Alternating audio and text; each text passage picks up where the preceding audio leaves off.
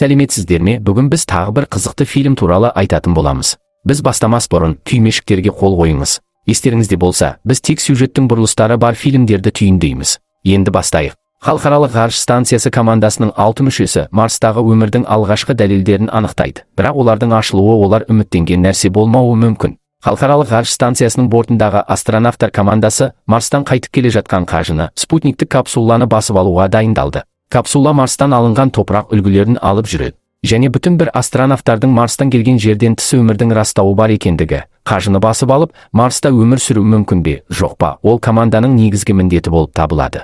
Өкінішке қарай, қажылық жасаушы әйелдерді ауыстырып, бағамнан ауытқыды. Рори өзінің талап арызын киіп, ашық ғарышқа шығуға дайындалады. Ол ғарыш станциясынан көшеге шығып, капсуланы ұстап алу үшін механикалық қолын басқаратын еді. Басқа астронавтар оған осы мақсатқа дайындалуға көмектеседі. Ғарыштық станцияда кернеу толып жатыр. Себебі астронавтар станцияны олардың бекеттеріне жылдамдатып жібереді. Екатерина мен басқа да астронавт Шо бұл операцияны станцияның басқару орталығынан бақылайды. Басқа астронавтар отырады және ғарыш станциясы қажыны ұстап алу үшін қалыпқа келгенде қарайды. Станциялық дәрігер Дэвид Рори тіршілігінің негізгі көрсеткіштерін бақылайды. Ол Рориді терезеден жетекші ғалыммен бірге бақылайды. Ғарыш станциясындағы барлық адамдар алаңдайды, өйткені олар ақыры қажының капсуласын көреді. Өйткені ол станцияға жақындап келеді. Рори қажының бар елі ретінде қалыпқа және тұтас станциялық түрткі болады және байланысқа түседі. Астронавтар кері жылжытылды, бірақ олар терезеде қайтып келе жатқандықтан Роридің қажыны ұстағанын көреді. Олардың бәрі бақытты, қол шапалақтап күлімсіреген. Екатерина НАСАға қажының капсуласы зертханадағы станцияға сәтті қонғанын хабарлайды. Үлгіні контейнерден жоғары мұқият алады және оны микроскоптың астына орналастырады. Ол үлгіде фоссилизацияланатын организмді анықтайды. Ол мұны жасушаның жалғыз ағзасына ұқсас бір нәрсе ретінде сипаттайды. Ол ағзаны өмірге қайтаруға тырысады, бірақ ол жауап бермейді. Ол кезде протирозой жеріне және соматотропин қосуға жақын атмосфераны еліктеуге тырысады. Жалпы таңғалуға қарай ағза қозғала бастайды. Оның күлімсіреуіне көмектесе алмайды, өйткені олар басқа ғаламшардың өмірін растады. Астронавтар өз мектептеріне ағзаны Марстан атауға ерекше мүмкіндік берілгенін жариялаған студенттермен әңгімелесіп жатыр. Балалар ағзаны Кельвин деп атауға шешім қабылдағанын жариялайды. Олар келесі күні ағзаны тексеріп, Хью ағзаның тез өсіп келе жатқанын байқайды. Ол енді жүздеген жасушалардан тұрады және нейрондық желіні дамытады. Оның айтуынша, Кельвин жасушаларының әрқайсысы әрбір дене қызметін тәуелсіз атқара алады. Бұл Кельвин жасушаларының әрқайсысы бір мезгілде бұлшық ет жасушасы, фоторецептор және жүйке жасушасы екенін білдіреді. Кельвин бүкіл ми, барлық көз және барлық бұлшық еттер. Кельвин қосалқы бөлшектерді де дамытып, Хью онымен байланысқа түсуге тырысты. Ол шетелдікпен ойнайтындықтан команда алаңдаушылықпен қарайды. Ғарыштық станция дабыл қаққаннан бері бірнеше апта өтті. Рори, Хью және Миранда зертханаға барады. Рори сәтсіздікті тіркеу үшін кіреді. Хью зертхананың ақаулармен жұмыс істеу үшін бірдеңе өткізіп алғанын мойындайды. Миранда Кельвинді сақтаудың маңыздылығына баса назар аударады, өйткені олар мұны толық жақсы түсінбейді. Хью тітіркеніп, Кельвинді аурумен салыстырмауы керек дейді де, Рори тітіркене. Ол сізге тым қосылмауды айтады, себебі Кельвин бөтен түр. Миранда сол Кельвинді жазады, енді тұрақты өсім апталығынан кейін әрекетсіз болды. Олардың пайымдауынша, бұл зертхана ақаулармен жұмыс істеген кезде қорғаныш механизмі ретінде әрекетсіздікке ұшырады. Ол босатылды.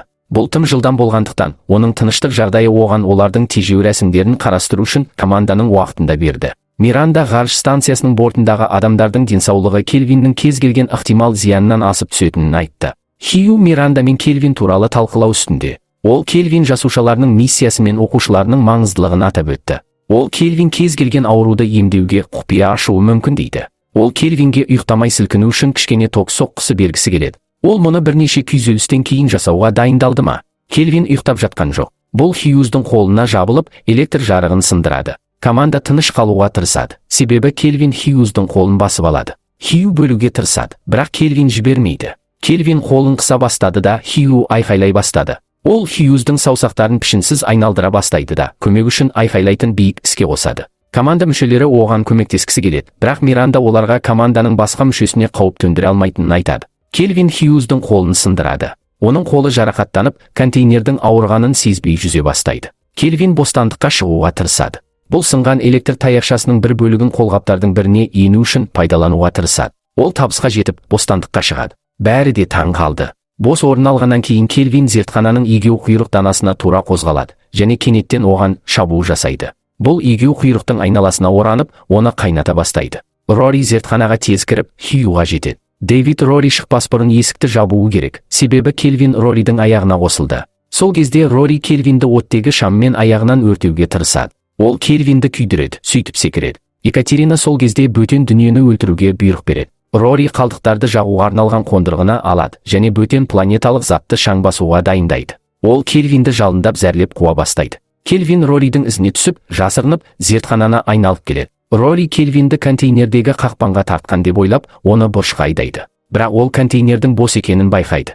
Келвин оның артынан табылып, Роридің аузына тесіледі. Рори тұншығып қалады да, команда оған көмектесе алмайтын адамды қорқынышпен бақылайды. Рори қанның көп мөлшерін жөтеледі және өмірсіздік айналасында жүзеді. Қалдықтарды жағуға арналған жүзбелі қондырғы өрт дабылы мен оттың супрессивті құралын тудырады. Газ зертхананы толтырады. Келвин сонда Рордың денесінен шығады. Зат кең ауқымда өсті. Роридің ішкі органдарымен тамақтанып, осылайша оны өлтірді. Қолбасшы мен Шоу газды қолмен жабуға тырысады. Осылайша, Келвин газ тесіктерін шығу жолы ретінде пайдалана алмайды. Бірақ клапанның соңғы аяқтары жабылар алдында Келвин оған жетіп, сығып алады. Екатерина НАСАға апат сигналын жібереді, бірақ Шоу хабардың сәтсіздікке ұшырағанын байқайды. Мұны тіркеу үшін олар шешіп, оны қалпына келтіруі тиіс еді. Екатерина дайындалып шығады. Ол таратқышқа жеткенде оның қызып кеткенін көреді. Ол салқындатқыш агенттің палатасын тексергенде мұны бос деп табады. Ол Келвин салқындату агентіне жетті деп болжайды. Қазір сергек жүрген Хью, шетелдік адам, олар айтқан кезде тамақтану үшін салқындату агентін жұтып алған болуы мүмкін деп болжайды. Келвин хладагент палатасынан шығып, Екатеринаға қосылады. Ол станцияның ауа кептелісіне қайтып барады, бірақ ол өзінің скафандрындағы сұйықтықты байқайды. Ол Келвиннің оның салқындатқыш агент құбырын жарып жібергенін, және ол жақында суға батып кетуі мүмкін екенін түсінеді. Оның көрінуіне сұйықтық кедергі келтіреді, және ол ауа тығыны үшін секіруге шешім қабылдайды. Сұйық салқындатқыш агент оның дулығасын басады да, ол батып кетеді. Дэвид оны ауа кептелісінде қарсы алуға асығады, ал Миранда оған Екатеринаның ашуланып, иррационалды болуы мүмкін екенін ескертеді. Екатерина ауа кептелісіне жетеді. Дэвид оған ауа кептелісін ашуға көмектесуін айтады. Оның таңырқауына қарай ол тұтқаны қарама-қарсы бағытта бұра бастайды. Миранда команданы Келвиннен қорғау үшін өзін саналы түрде бұғаттайтынын түсінеді. Екатерина түптеп келгенде батып барады. Дэвид мен Миранданың сағаты да, ол қалай жүзіп бара жатқаны да. Келвин кемеге қайтып келіп, Дэвидтің көңілсіз дауыстарын айтады. Хью бәрін тыныштандыруға тырысады, және оларға Келвиннің кез келген тіршілік аман қалу үшін сыртта тым ұзын болғанын айтады. Шоу оларға Келвиннің әлі де станцияға аңшылардан кіре алатынын айтады. Олар аңшыларды бақылай бастайды, және кез келген аңшы жанып тұрған ауа температурасының өзгеруін сезінеді. Өкінішке қарай, бұл жарылыс станцияны бағамнан ауытқуға мәжбүрлейді, және Шо станцияны орбитада қалдыру үшін қалған отынды пайдалануы тиіс. Бұл Келвинге станцияға кері кіруге мүмкіндік береді. Хью Келвиннің түрлері миллиондаған жылдар бойы Марстың үстемдігіне ие болып, Марстың атмосферасы бұзылған кезде әрекетсіздікке ұшырауы мүмкін екенін түсінеді. Ол Келвинді әрекетсіздікке тосқауыл қою үшін станцияда да соларды үлгілеуді ұсынды. Олар бір капсулаға шегініп, өздерін қоршап, станцияның қалған бөлігінен оттегіні алып тастайтын еді. Олардың бәрі капсулаға қарай шегініп, бәрін қоршап тұрады. Миранда Хью әлсіз болып бара жатқанын байқайды. Ол өзін не болып жатқаны үшін айыптайды, бірақ Дэвид оған онда емес екенін айтады. Бұл команданың Келвинді ғарыш станциясына алу туралы шешімі болды. Хью оларға Келвиннің олардың жауы емес екенін, және мұның тек аман қалуға тырысатынын айтады. Бірақ бұл аман қалу үшін оларды өлтіру керек. Мен әлсіз болып талып қаламын. Команда Хьюді тұрақтандыруға тырысты, бірақ Миранда оның аяғынан бірдеңе қозғалып жатқанын байқайды. Ол Хьюздің шалбарындағы найзағайды ажыратып, Хьюздің аяғымен қоректенген Келвинді тауып алады. Олардың бәрі артқа секіріп барады. Миранда дефибрилляторды Келвинге көрсету үшін пайдаланады, бірақ ол тек өз назарын аударуға ғана табысты.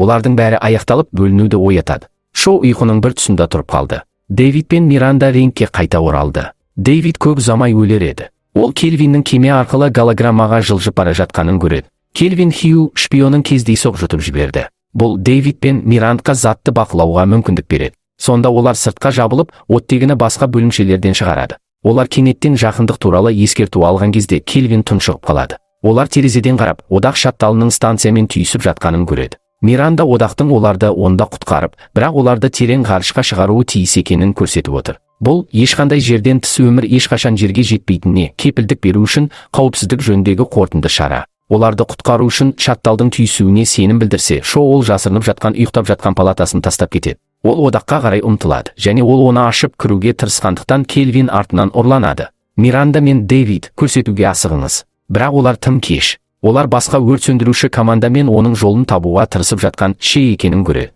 Ода алыстап, осы екі станция арасындағы итбалық сәтсіздікке ұшырайды. Станция өрістете бастайды да шоу сорылып қалады. Кельвин кенеттен Чоның аяғына жабылып, Кельвин Мирандқа жақын тұрғанда көтеріле бастайды. Чо Кельвин жетіп, артқа қарай сорғалауға мүмкіндік береді. Ол құлап, ғарышқа сорылып жатыр. Кельвин станцияға жабыса алды. Дэвид Мирандаға жоғары көтерілуге көмектеседі, және олар Кельвинді жібермейді. Бірақ станция айналада қалқып жүрген бөлшектер мен сынықтармен қирап, оттегі таусылғандықтан Дэвис түсінеді. Кельвин оттегіге мұқтаж, сондықтан олар оттегі шамдарын оны азаптау үшін пайдалануы мүмкін деп ойлайды. Ол Кельвинді қашу жолдарының бірінен алып, кейіннен Кельвинмен бірге терең ғарышқа шығуды жоспарлап отыр. Ал Миранда басқа қалыпқа кіріп, жерге қайта оралып, барлығына не болғанын айтар еді. Олар бұл жоспарды бастайды. Дэвид оттегі шамымен шығады. Ол станцияны мұқият кесіп өтті. Кельвин табылып, оттегі шырағынан ұсталады. Дэвид қашып кетеді. Кельвинді мазақтау үшін басқа оттегі шамын пайдаланады. Дэвид қашу жолына кіреді де, Кельвин оның соңынан еріп, оны құшақтайды. Өйткені Миранда Дэвидтің тасқа жеткенін көреді.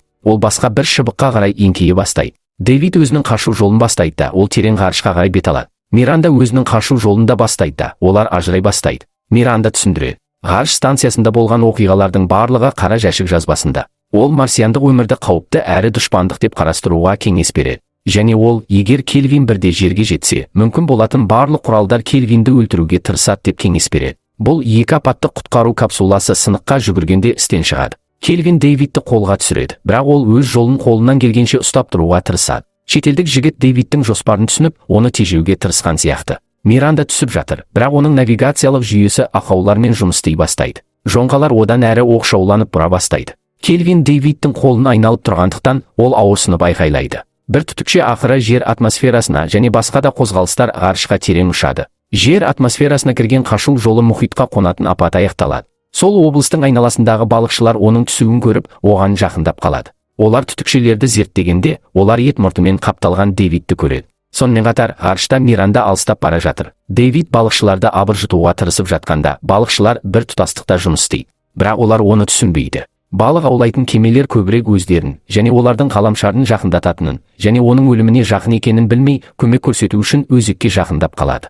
Өкінішке қарай, ағындардың бұзылуынан Миранда Кельвинді жерге түсірген Дэвидтің құрсауының орнына терең ғарышта жоғалғанымен аяқталды. Сюжетті бұру. Жерге қонған ағаш Миранда емес еді. Қашып кетудің екі тұтқасы ақаулармен жұмыс істеп, қарама-қарсы бағытқа кіріп, Миранданы терең ғарышқа алып келді. Жер бетіндегі жаулық жерлер мен бейтаныс адамдар астронавттардың өмірін сақтап қалады деп ойлап, оны ашуға тырысады. Бұл іс-әрекет жер бетіндегі жерден тыс өмірді шығарып, ірі қиратуға келеді. Сіз бұл фильм туралы не ойлайсыз? Төмендегі түсініктемелер бөлімінде пікіріңізді бізбен бөлісіңіз. Күнделікті даму үшін хабарламаларға қол қойып қосылыңыз. Келесі бейнелерде кездескенше қолдауыңызға рахмет.